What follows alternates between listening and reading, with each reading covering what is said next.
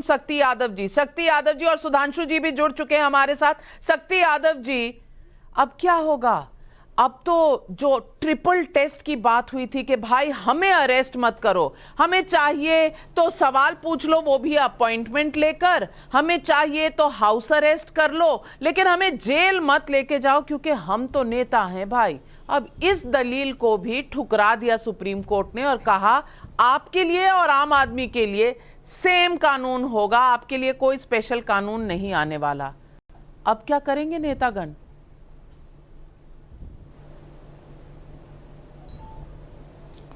नविका जी, सबसे पहले तो हम तो पैनलिस्टों का सुना और आपका बेल स्क्रिप्ट जो आपने पढ़ा वह भी सुना। एडिटर इन चीफ होने के नाते अगर वह स्क्रिप्ट आपकी है तो मैं आपको सैल्यूट करता हूं।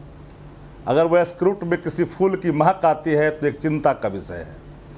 क्योंकि एक बात मैं पूरी जिम्मेदारी के साथ पहले भी कहा कि न्यायिक निर्णय पर कोई कमेंट हम नहीं करते।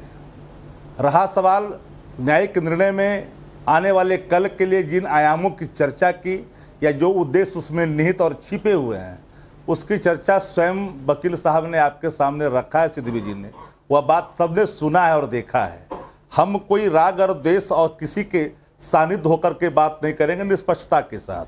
ये देश जानता है कि ताकत के बल पर आप अगर एजेंसियों का दुरुपयोग करेंगे तो एक कर्तव्य है, इन कर्तव्यों का अनुपालन अपोजिशन करेगा। सवाल है आरोप जिन पे लगे, आरोप अगर लगता है और डिस्क्रिमिनेशन ऑफ एक्शन जब खुल करके सामने आता है तो सवाल देश के सामने हो ही जाता है।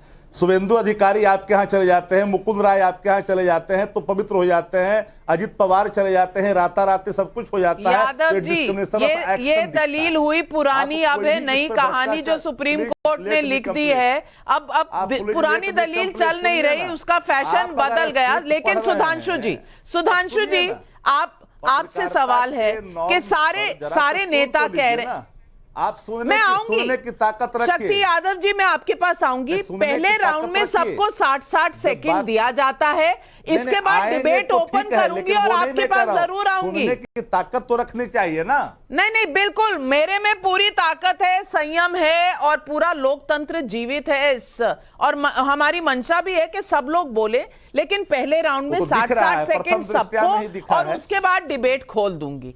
सुधांशु त्रिवेदी जी, यहां विपक्षी दलों के जितने लोग बैठे हैं, आज उन्होंने कहा है कि दुरुपयोग तो हो रहा है, मानने को तैयार नहीं। कोई तो इधर उधर की बात कर रहे हैं लेकिन बार बार यही कह रहे हैं कि दुरुपयोग हो रहा है।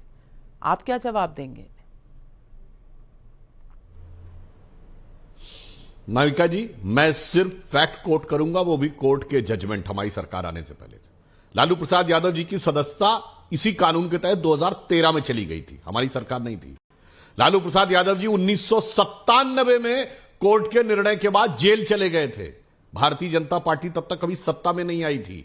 झारखंड मुक्ति मोर्चा रिश्वत कांड एकमात्र केस है जिसमें सर्वोच्च न्यायालय ने यह प्रूव हो गया कि कांग्रेस की नरसिम्हा राव की सरकार रिश्वत देकर बची थी। पर चूंकि संविधान में यह व्यवस्था है कि विश्वास मत को कभी कोर्ट में नहीं लाया जा सकता, इसलिए टेक्निकली बच गए थे।